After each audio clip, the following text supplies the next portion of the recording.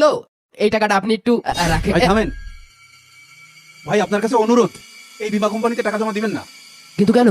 এই আপনি কে? আপনি এখানে বাধা দিচ্ছেন কেন?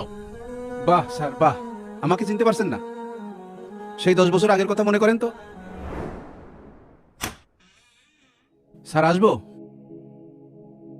আসেন আসেন, বসেন। স্যার এই যে আমার এই মাসের বীমার টাকাটা।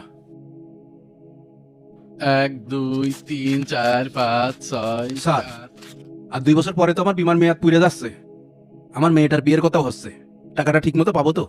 হ্যাঁ হ্যাঁ, আপনি আমাদের বীমা সম্পর্কে জানেন না? আপনি ঠিক সময় মতো টাকা পেয়ে যাবেন। এখন সময় মতো টাকাটা পেয়ে গেলি আমার আর চিন্তা নেই। আসি স্যার। স্যার, আমার 10 দিন পরে আসতে বলছিলেন, আমার অ্যাকাউন্টটা কি চেক করেছেন? আরে ভাই, আপনাকে তো আসতে বলছিলাম, কিন্তু আপনার